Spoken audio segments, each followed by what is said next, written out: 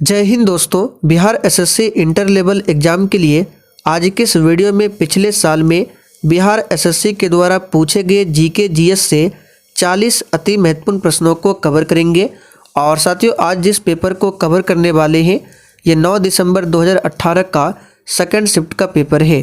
तो आप लोग देख लीजिए किस तरह का क्वेश्चन पूछा गया था और इसी पैटर्न पर इस बार प्रश्न पूछा जाएगा। तो साथियों, आज का सेशन आप लोगों के लिए काफ़ी ज़्यादा इम्पोर्टेंट रहेगा, इसलिए आप सभी सेशन को बिना स्किप किए लास्ट तक पूरा ध्यानपूर्वक देखिए।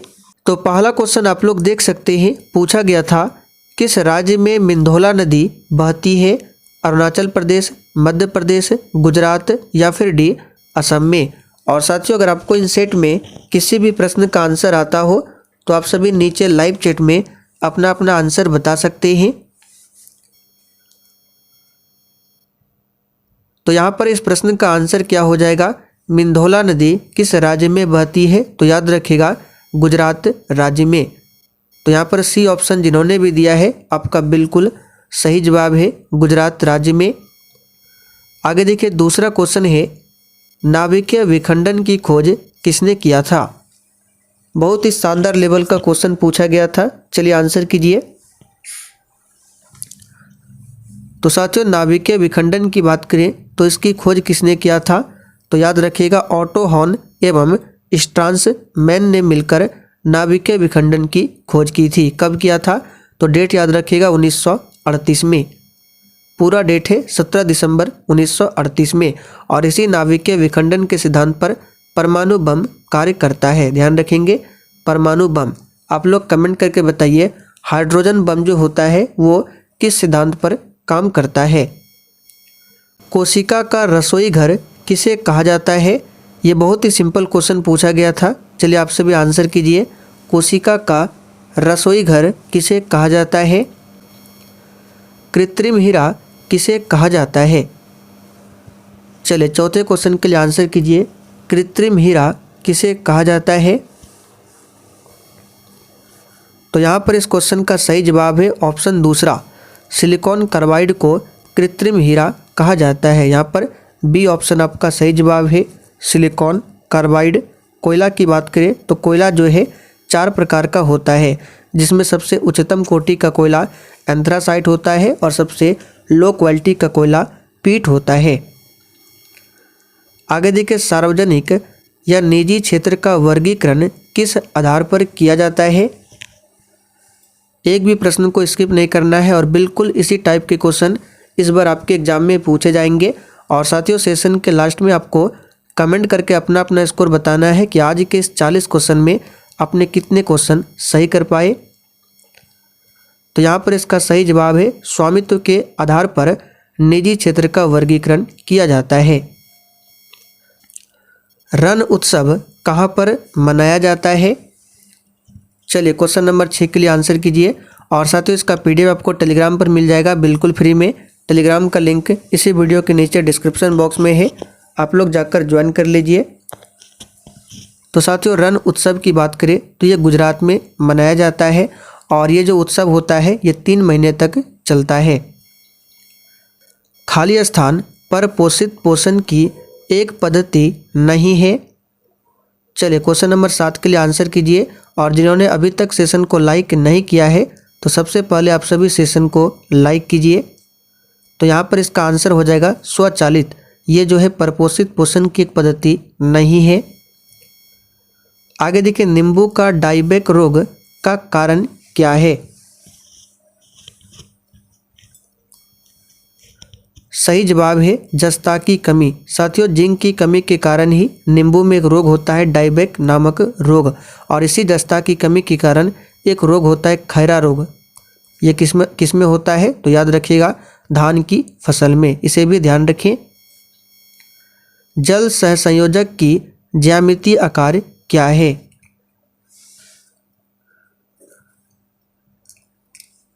तो यहाँ पर इस क्वेश्चन का आंसर हो जाएगा, याद रखिएगा कोणीय आकार की ज्यामितीय है। आगे देखिए, कटंगा पठार में मुख्य रूप से क्या पाया जाता है? तो साथियों, कटंगा पठार में मुख्य रूप से याद रखिएगा हीरा पाया जाता है? यहाँ पर पहला ऑप्शन आपका सही जवाब है हीरा।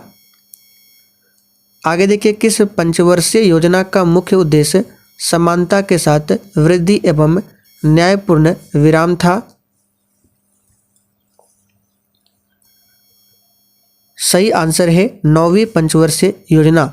और 9वीं पंचवर्षीय योजना का कार्यकाल याद रखिएगा 1997 से लेकर 2002 तक था। गदर पार्टी की स्थापना कब हुई थी?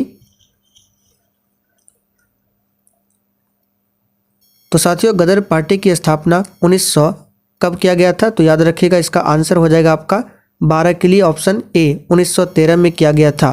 कहाँ पर? तो अमेरिका के सैन फ्रांसिस्को में। हूवर बांध किस नदी पर स्थित है?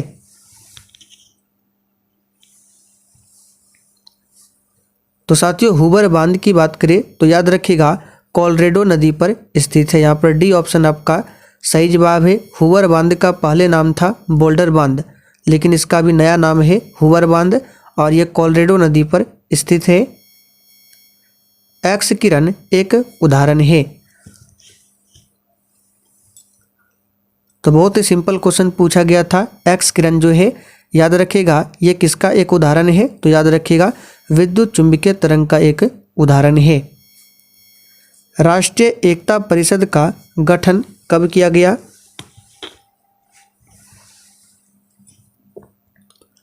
तो सिंपल सा क्वेश्चन है, राष्ट्रीय एकता परिषद का गठन कब किया गया था? तो 1961 में किया गया था। यहाँ पर सी ऑप्शन आपका सही जवाब है 1961 में। स्वतंत्र भारत के प्रथम शिक्षा मंत्री कौन थे? और साथियों, अगर आपको किसी भी प्रश्न में थोड़ा भी डाउट होता है तो आप लोग तुरंत कमेंट करके पूछ सकते हैं। आपके कमेंट का रिप्लाई 100% दिया जाएगा। तो स्वतंत्र भारत के प्रथम शिक्षा मंत्री कौन थे? तो यहाँ पर आंसर हो जाएगा मौलाना अबुल कलाम आज़ाद, याद रखिएगा। और स्वतंत्र भारत के प्रथम रक्षा मंत्री पूछे तो सरदार बलदेव सिंह थे, ध्यान रखेंगे। भारत में शून्यकाल कब शुरू की गई थी? चलिए, बिल्कुल शानदार क्वेश्चन है, फटाफट से आंसर करते चलिए। सही जवाब है साल 1962 में। याद रखिएगा भारत में शून्यकाल कब शुरू की गई थी? 1962 में। और शून्यकाल की बात करें तो प्रश्नकाल के तुरंत बाद शुरू होता है शून्यकाल। भारत में स्वर्ण रेशा क्रांति किससे संबंधित है?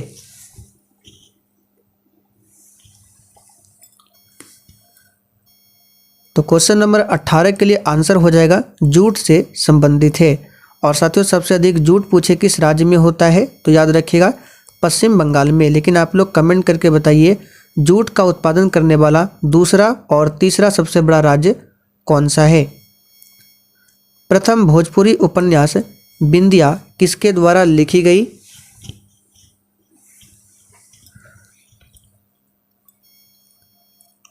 सही आंसर है रामनाथ पांडे के द्वारा। साथियों, प्रथम भोजपुरी उपन्यास है बिंदिया, इसे भी ध्यान रखें। और यह जो है रामनाथ पांडे के द्वारा लिखा गया। कोरिंगा मैंग्रोव स्थल कहाँ पर स्थित है? तो साथियों, कोरिंगा मैंग्रोव स्थल की बात करें तो ये गोदावरी डेल्टा क्षेत्र हो गया तथा आंध्र प्रदेश में स्थित है। तो यहाँ पे देखिए ऑप्शन में आंध्र प्रदेश दिया हुआ है। और साथियों, आंध्र प्रदेश की अभी नई राजधानी कहाँ पर है? तो विशाखापत्तनम है। किसे विज्ञान का महाद्वीप कहा जाता है? इस क्वेश्चन पर आप सभी स्टार मार्क कर लीजिए, ये क्वेश्चन छप सकता है आपके एग्जाम में। सही आंसर क्या हो जाएगा? तो याद रखिएगा इसका आंसर है किसे विज्ञान का महाद्वीप कहा जाता है? तो यहाँ पर इसका आंसर हो जाएगा आपका अंटार्कटिका महाद्वीप को विज्ञान का महाद्वीप कहा जाता है, ध्यान रखेंगे अंटार्कटिका को। सोलर कुकर में किसका प्रयोग होता है?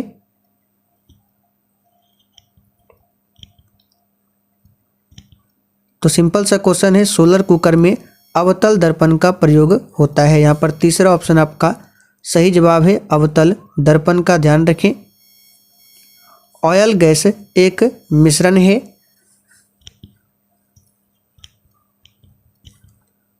तो तो साथियों ऑयल गैस की बात करें तो ये एक संतृप्त हाइड्रोकार्बन का मिश्रण है। याद कर लीजिए, इंपॉर्टेंट क्वेश्चन है संतृप्त हाइड्रोकार्बन का। भारतीय स्वतंत्रता संघर्ष के समय कांग्रेस का नरमपंथी काल किस अवधि को कहा जाता है?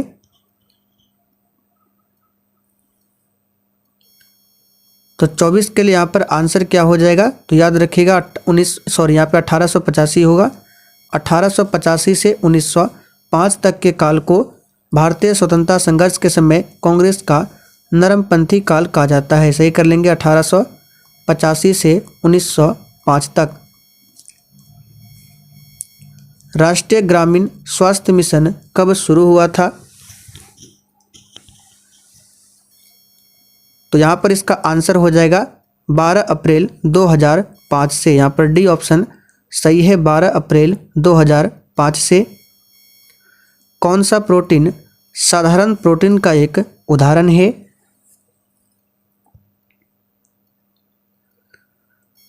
तो यहाँ पर इस क्वेश्चन का आंसर हो जाएगा डी ऑप्शन ग्लोब्यूलिन। ये साधारण प्रोटीन का एक उदाहरण है। जालियांवाला बाग हत्याकांड की घटना कब हुई थी? तो बहुत ही सिंपल क्वेश्चन पूछा गया था। 13 अप्रैल 1919 को। कहाँ पर हुआ था? तो पंजाब के अमृतसर में। किसके समय में हुआ था? तो लॉर्ड चैम्सफोर्ड के समय में। खाली स्थान मृदा को रेगुर भी कहा जाता है। सही जवाब है, काली मृदा को रेगुर मृदा भी कहा जाता है। और इस मृदा में सबसे अधिक कपास की खेती होती है। भारत में नैनो टेक्नोलॉजी के जनक कौन है? सही आंसर है CNR राव, जिसका मतलब होता है चिंतामणि नागेश रामचंद्र राव। सी से आपका चिंतामणि हो गया और N से आपका नागेश, R से रामचंद्र और राव। गन मेटल सम्मिश्रण है। ये तो सबसे सिंपल क्वेश्चन है। गन मेटल तांबा, टीन और जिंक के मिश्रण से बनता है। तांबा और जिंक के मिश्रण से क्या बनता है? तो पीतल बनता है। तांबा और कांसा के मिश्रण से क्या बनता है? तांबा और टीन के मिश्रण से क्या बनता है? तो कांसा। और तांबा जिंक के मिश्रण से पीतल। इसे भी ध्यान रखें। निम्न में से कौन सबसे अधिक सक्रिय तत्व है? अब यहाँ पर आपको ऑप्शन के अकॉर्डिंग चलना है। तो आंसर हो जाएगा आपका पोटेशियम। ऐसे देखिए, पोटेशियम और सोडियम दोनों ही सबसे अधिक सक्रिय एक्टिव एलिमेंट है। प्रधानमंत्री आदर्श ग्राम योजना कब शुरू किया गया था?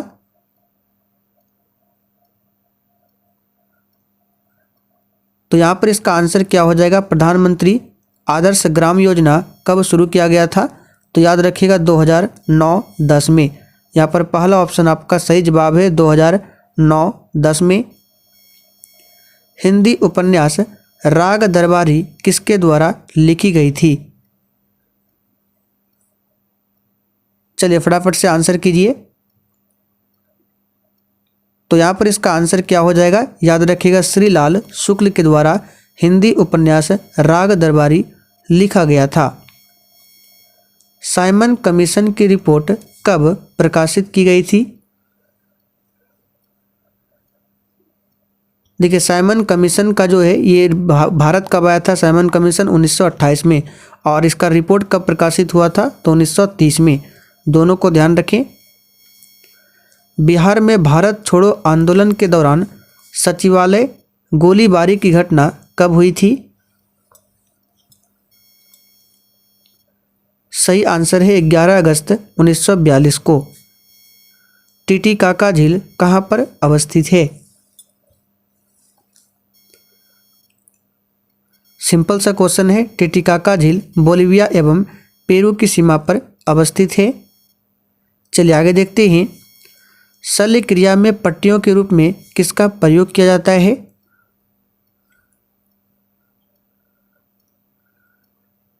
तो 37 के लिए यहाँ पर आंसर क्या हो जाएगा? शल्य क्रिया में पट्टियों के रूप में किसका प्रयोग किया जाता है? तो याद रखिएगा कैल्शियम सल्फेट का प्रयोग किया जाता है। किस पंचवर्षीय योजना का मुख्य उद्देश्य तीव्र और अधिक समावेशी वृद्धि है। इस क्वेश्चन का सही आंसर है, याद रखिएगा, 11वीं पंचवर्षीय योजना, जिसका कार्यकाल है 2007 से लेकर 2012 तक। भारत में किस राज्य की साक्षरता दर न्यूनतम है? ये तो सिंपल सा क्वेश्चन है, बिहार में है और सबसे अधिक पूछे तो केरल में। आखिरी क्वेश्चन है, भारतीय संविधान का अनुच्छेद 25 का संबंध किससे है? सही जवाब है धर्म की स्वतंत्रता से, याद रखिएगा, यहाँ पर सी ऑप्शन सही है। अब चलिए आप लोग एक क्वेश्चन का आंसर बताइए, समानता का अधिकार ये अनुच्छेद कहाँ से लेकर कहाँ तक में है? इसका आंसर प्रत्येक स्टूडेंट को नीचे कमेंट करके बताना है। तो साथियों आज के लिए इतना ही, तब तक के लिए जय हिंद,